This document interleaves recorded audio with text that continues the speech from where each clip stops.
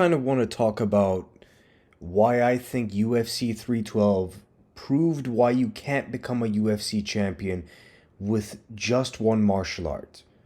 You had Team Couture made up of, let's say, Tatiana Suarez and Sean Strickland, right? They're Team Couture. They're both of the fighters out of Extreme Couture, and they both lost their fights. The reason for that is galactically obvious. At least it is to me, and I think it is to a lot of you as well. They were both over reliant on one martial art.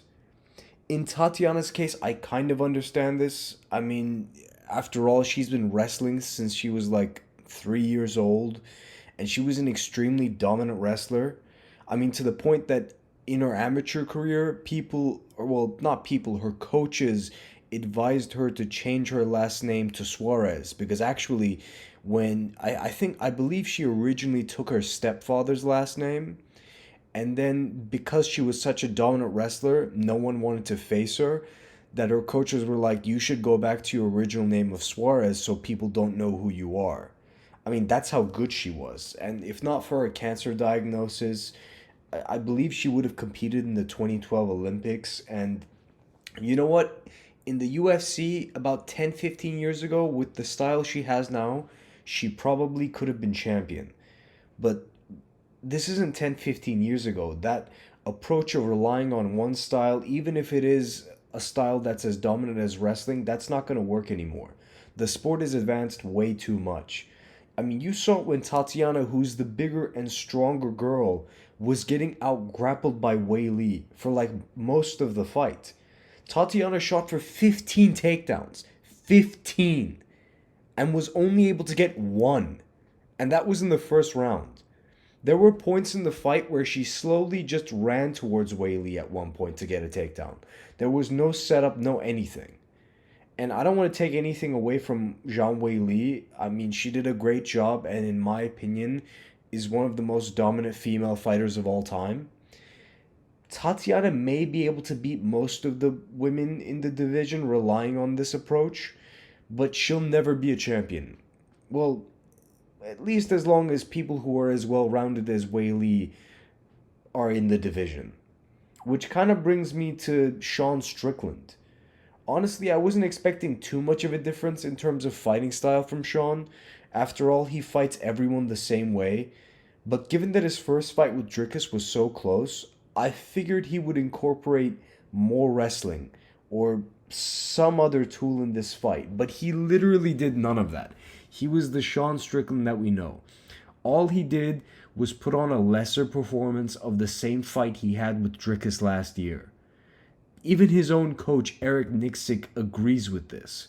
And he said it himself on Ariel Helwani. He said that the performance was lackluster and uninspired. And there's now this whole thing between Eric and Sean Strickland. And I don't know. I'm actually gonna go to Vegas for UFC 313 because I'm gonna go check out the fights, and hopefully I'll stop by Extreme Couture. Maybe I'll see how it's playing out, and maybe I can learn something. I don't know. But yeah, that's a whole other thing, subject that I might dive into in future videos if I get more information about it. But in terms of Sean, how do you expect to win the same way when it didn't work out for you the last time? Especially since Dricus looked like he has developed a lot since his last fight. I mean, last time you could say that Dricus won due to the role the role that the takedowns played, but in this fight he only shot for and got one takedown, and he held Sean down for like a few seconds. That was it. The rest of the fight was essentially a striking match, where Sean just got outstruck, plain and simple. And I mean, he even had his nose broken in the fourth round. And this kind of sums up the point, which is that the era of the one-dimensional champions are over. Even if it's a style as dominant as wrestling, even if you're able to get to the belt, for example, Sean was able to get to the belt by beating Izzy using predominantly boxing, but you can't stay at the top of the division with just one style.